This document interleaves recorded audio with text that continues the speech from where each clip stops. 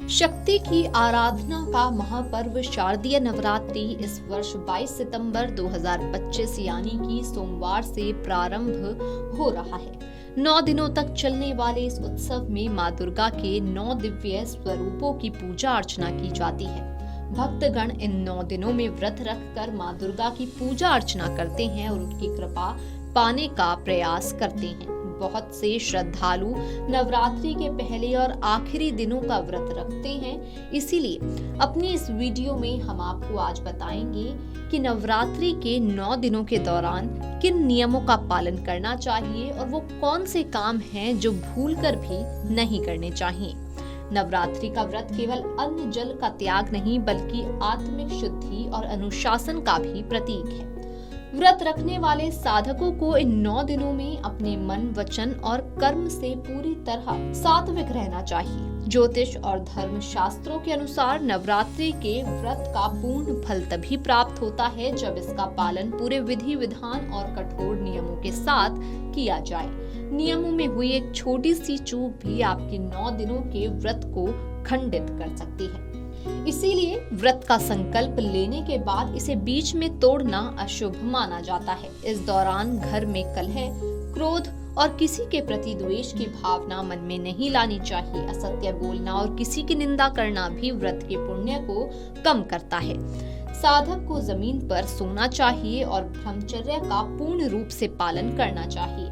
इसके अलावा व्रत के दौरान खान पान का विशेष महत्व होता है। इन 9 दिनों में मांस, मदिरा, अंडा, लहसुन, प्याज जैसी तामसिक वस्तुओं का सेवन पूरी तरह से वर्जित है। घर में भी इन चीजों को लाना शुभ माना जाता है। भले ही कोई सदस्य व्रत ना रखे हो, इसके अतिरिक्त सामान्य नमक की जगह सेंधा नमक का प्रयोग ही करना चाहिए। कई लोग इन 9 दिनों में अनाज का सेवन भी नहीं करते और केवल फलाहार पर रहते हैं।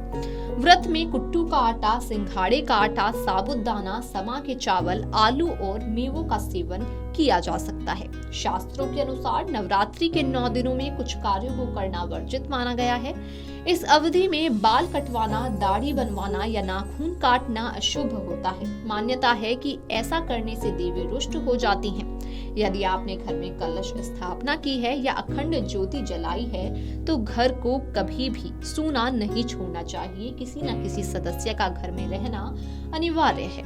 इन दिनों में चमड़े से बनी वस्तुओं जैसे कि बेल्ट, जूते या बैग का उपयोग करने से भी बचना चाहिए।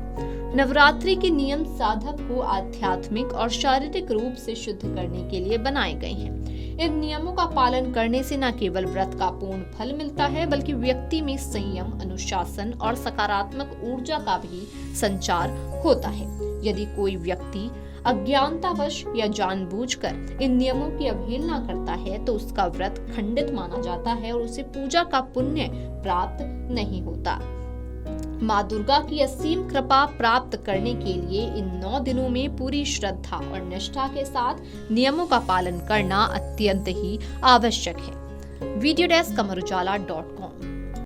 अगर आप ये वीडियो YouTube पर देख रहे हैं तो हमारे चैनल को सब्सक्राइब कर बेल आइकन दबाएं और Facebook पर देख रहे हैं तो हमारे पेज को लाइक करें।